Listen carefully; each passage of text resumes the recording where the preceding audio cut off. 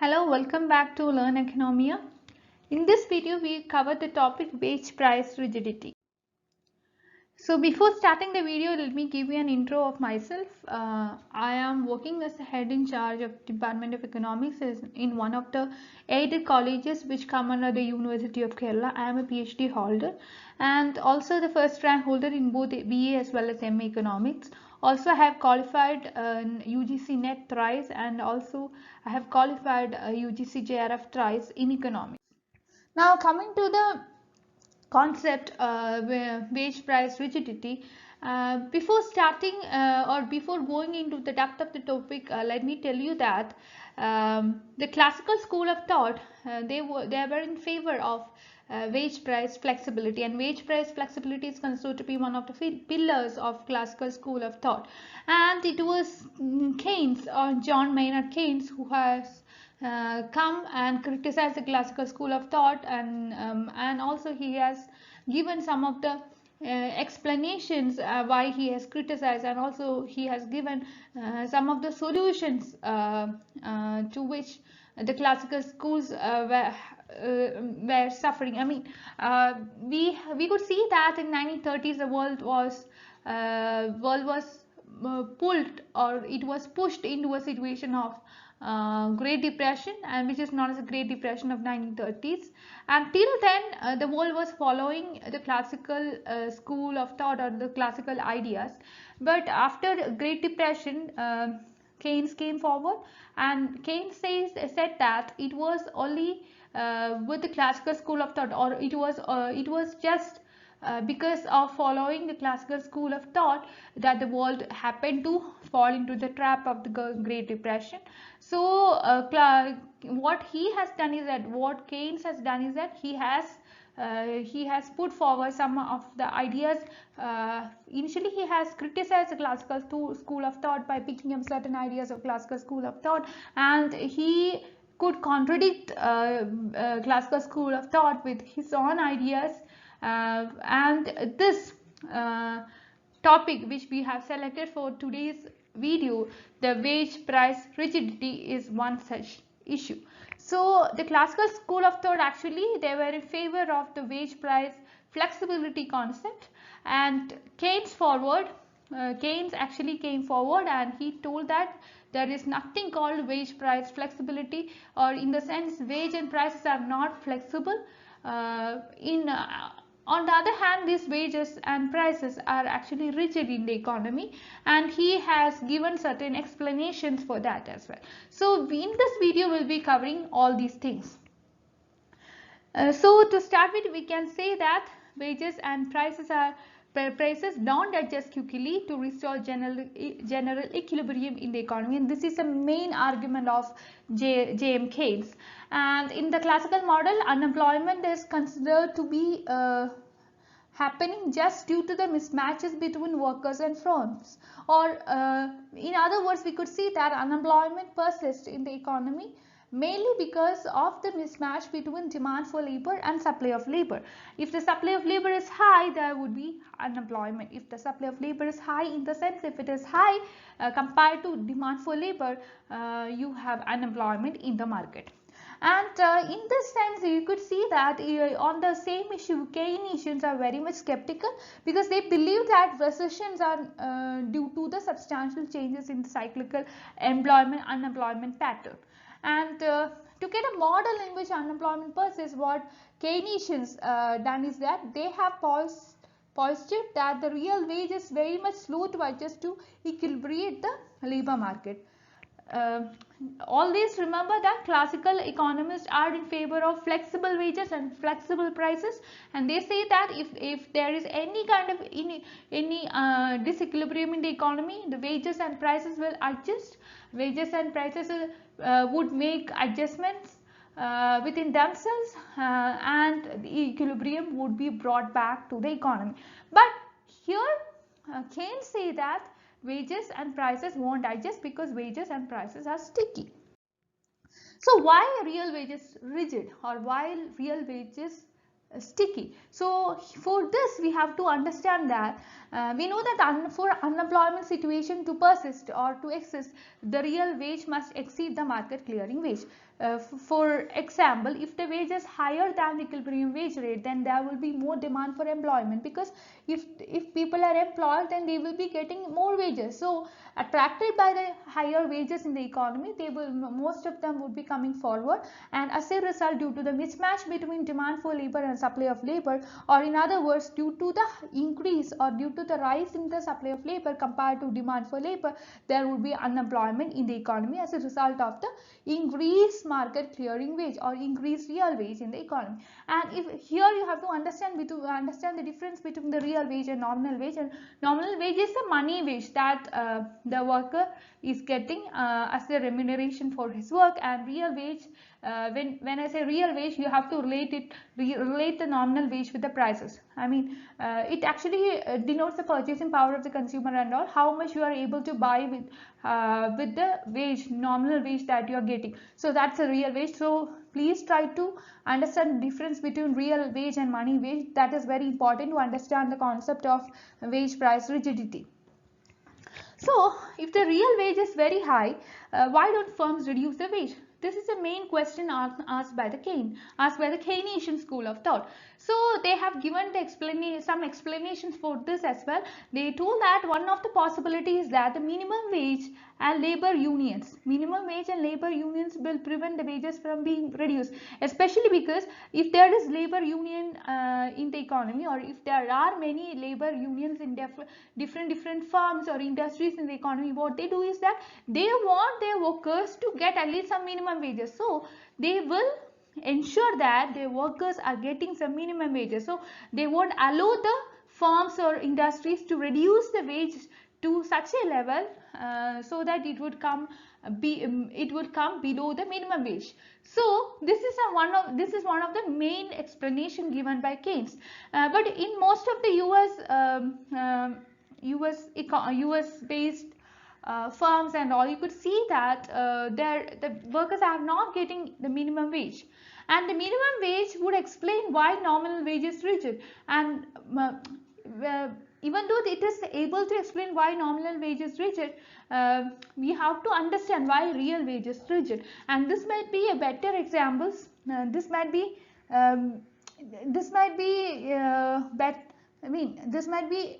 explained very much better if there are labor unions which are very powerful. If there are labor unions which are very powerful, then the firms or the employers should, or they will be compelled to agree with the demand of the labor unions, and as a result they will be compelled to increase the wage rate, money wage rate in the economy. It is the money wage that you are getting as a remuneration, and the real wage rate is something different. Okay. Now there is another possibility. Another possibility is that the firm may want to pay higher wages in order to get the stable workforce and avoid the turnover cost in the economy, because they will be having some workers with them and they don't want to lose them. They want the workers to be with them forever. So as a result, even if the labor unions or even if these people demand for a little higher wages, the firms will agree and they will give a higher wages to the workforce, because they want this workforce to be stable and they don't want the workforce to leave them. This is mainly because they want to avoid the turnover cost. Turnover cost means the cost of hiring and training new worker, because and they know this is because they know that the existing workforce is very much experienced, skilled, and they are contributing to the development of the production and productivity of the firm. As a result, they don't want to lose these people, and they know that if they lose these people, they have to get some other people from the labor market, and if they are getting some other people from the labor market who are unskilled, they have to train them, and this too is a matter of money. Okay, so that is third reason, and the third reason is that workers' productivity may depend on wages they are paid, and this the core or the crux of or the essence of this thing is explained in the efficiency wage model. Efficiency wage model tells that actually people they enter the labor market and they work in the labor market especially because they are attracted by wages.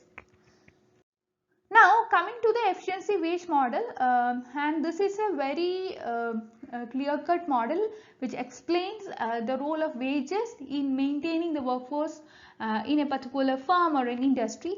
And here the example taken by Akerlof is the role is the carrot. Here carrot means remuneration of wages equal. So this is something, carrot is considered to be something equivalent to wages or remuneration, and stick is something that is considered as equivalent to firing or punishment or something. Okay, so here Akerlof says that workers who are well treated and they will work harder, they will work more efficiently. As a result, what they get is that remuneration, more remuneration. And on the other hand, if workers who are not paid, what happens is that there is a risk of losing jobs by shrinking, because if workers feel that they are not paid enough, then they feel that it is better for them to lose their job, or it is better for them to shrink the job. So and the after effect is that if they shrink the job, they will lose the job forever. Then they need to find some other kinds of jobs in the labor market, and there is some kind of friction and unemployment, that is there is a gap between your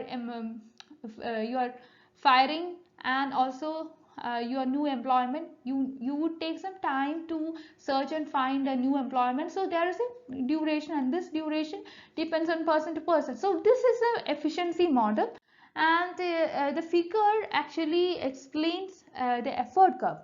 Effort curve means that here you on the x-axis you measure the efficiency wage, and on the y-axis you measure the workers' effort. So here you will see that both the exchange motive and the shrinking model imply that a worker's effort depends upon the real wage rate economy, and by plotting the effort against the real wage rate, you will get an S-shaped curve. And this shows that at lower levels of real wage rate, workers would they do not make any kind of effort, or they hardly make any effort in the labor market. On the other hand, you could see that effort rises as the real wage increases. So see, this your effort is actually a function of the wage that you are getting, and that too importantly the real wage, not the nominal wage, the real wage. Okay, as your real wage increases, you will make more effort. That is what is clear from the figure here or the diagram here. Okay, as the wage rate or the real wage rate becomes very high, effort flattens out as it reaches a maximum possible level. So it's very clear from the figure or the. Now, coming to the wage determination in the efficiency wage model, it is really a matter of question to ask why or what determines the real wage rate which firms pay to their workers given the effort curve of the workers. So here, to answer that question, you have to understand that to maximize profit, what firms do is that they choose the real wage rate, and that gets the most effort from their workers, because they know that each dollar they pay to their workers is worth. This is what their thinking is. So they think that they have to get the maximum out of their workers. So as a result, they will make sure that the dollar which they pay to their workers is worth the effort that workers give to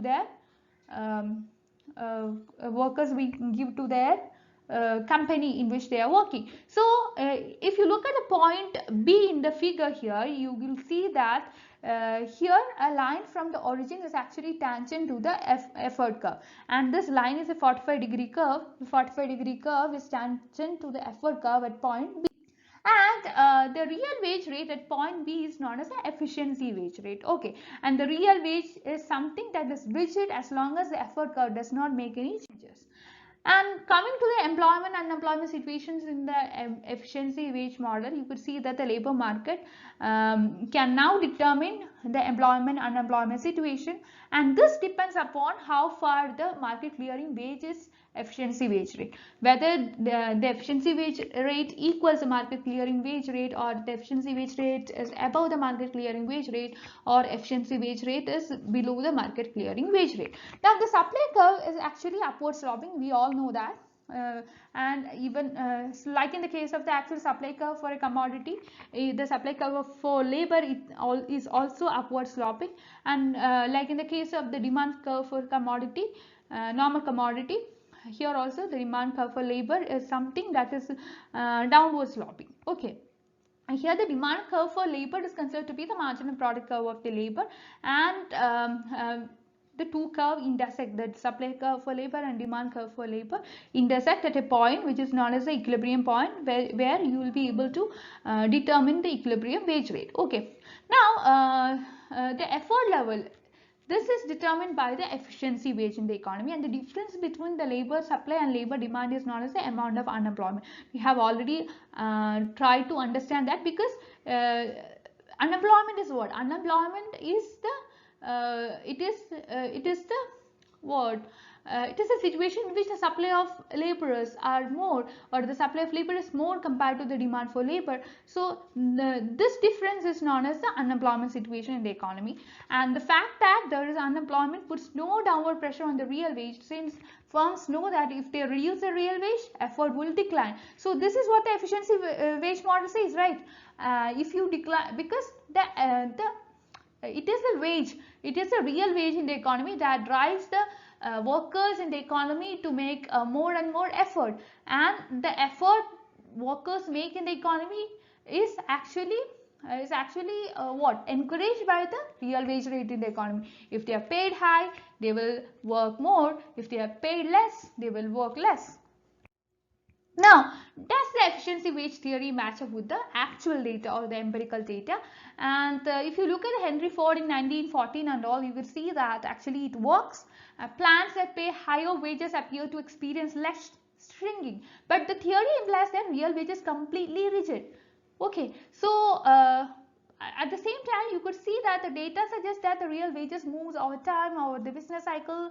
It actually behaves or it changes, and it makes fluctuations along with the changes in the business cycle. So there is a difference between what you could see in the case of theory and what you could see in the case of empirical data. And now it is possible to jazz up the model to allow for the efficiency wage to change over time. Now, workers would be less likely to shrink and would work harder during a recession if the probability of losing jobs is increased, and this would cause the effort curve to rise and may cause the efficiency wage to decline somewhat, to an extent, at least to a small extent, and this will lead to a lower level of real wage rate in the period of recession, which is consistent with the data. Now, coming to the case of FE line. FE line means a full employment line, and how you could relate this efficiency wage rate and FE line. And we know that the FE line is vertical in the classical model, since full employment output is determined in the labor market itself and does not depend upon the real interest rate in the economy, right? But in the Keynesian model, when you come to the Keynesian model, changes in the labor supply won't affect the FE line, since they don't affect equilibrium employment. We know that what is full employment? Full employment in the classical model means that all the workers all the people who are ready to work at the prevailing wage rate would be getting employment in the economy, and only if you are not ready to work in the prevailing wage rate, you are unemployed. So the only kind of unemployment situation existing during the period of full employment situation is voluntary unemployment. Voluntary unemployment means you are staying out of the labor market because you are not ready to work. You are not interested to work at the prevailing wage rate. If you are interested to work in the prevailing wage rate, you will get employment. Surely you will be getting employment. So this is the full employment situation. Now, a change in the productivity does not affect the FE line, since it affects the labor demand. Now, coming to the role of price stickiness, how price is sticky, why price is sticky and all, you could see that price stickiness is actually, before that it is very important to understand what price stickiness is. Price stickiness is a tendency of prices to adjust slowly to the changes in the economy, because price is a little sticky in the sense that price is a little rigid, or it moves very slowly to the changes in the economy, or it moves very slowly to the fluctuations in the economy. And coming to the data, you could see that the data suggests that the money is not neutral. So Keynesians reject the classical model. Without any misconceptions and all, classic Keynesian, they have rejected the classical model. And Keynesians, they developed the idea of price stickiness to explain why money is not neutral. An alternative version of the Keynesian model assumes that nominal wages are sticky rather than prices. And that model also suggests that money is not neutral. Money would have its effect. Money is not neutral.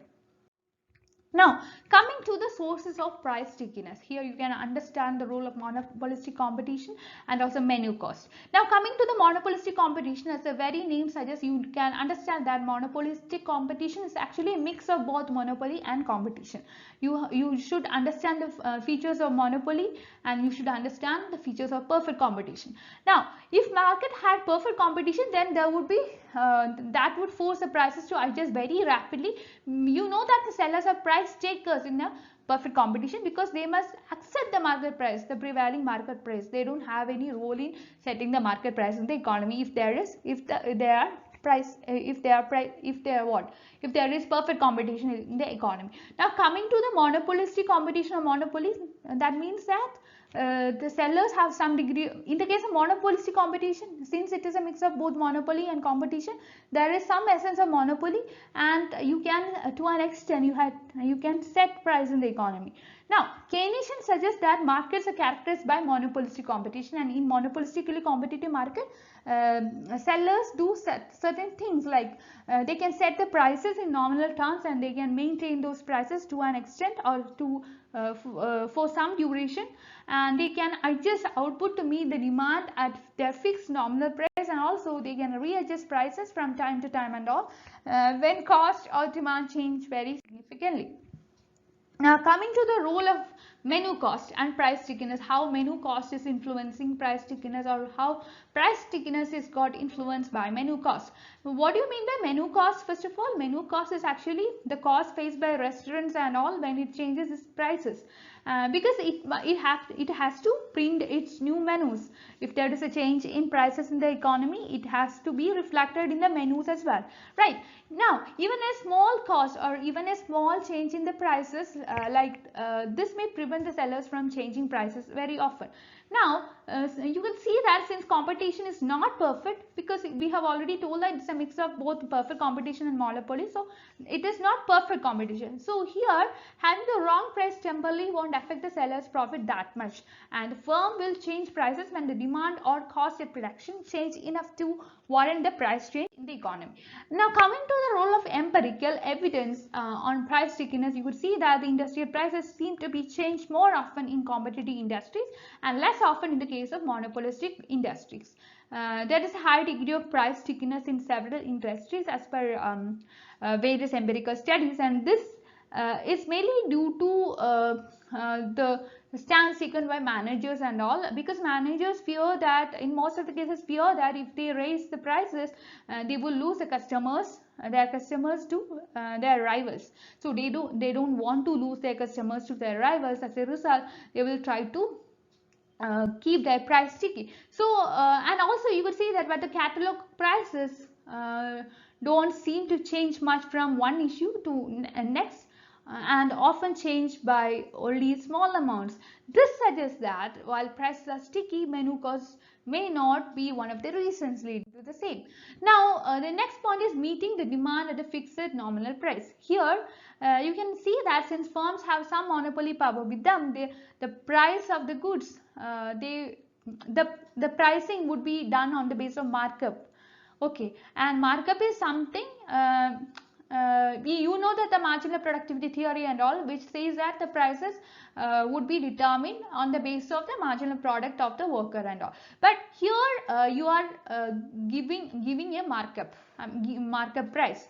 Markup price is always higher than the price which is determined on the basis of the marginal cost of production or the marginal productivity of labor. Now, if the demand turns out to be a larger at that price, then than what is planned by the firms will still meet the demand at that price, since it earns additional profits due to the markup. We have told that the marginal, we are not setting the price on the basis of marginal cost or marginal productivity of worker. So we are getting some additional profit because we are setting the prices on the basis of markup pricing system or markup pricing mechanism. So since the firm is paying an efficiency wage, it can hire more workers at that wage to produce more goods whenever necessary. And this means that the economy can produce an amount of output that is not on the full employment line during the period in which prices have been adjusted. Now coming to the effective labor demand. Here the firm's labor demand is determined by the demand for output. If more output is demanded, it will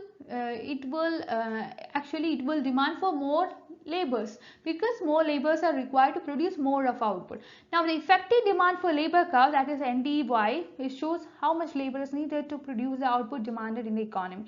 And this curve is something that as you could see in the case of the diagram, this is upward sloping from left to right, because the firm needs more and more laborers to produce more and more output.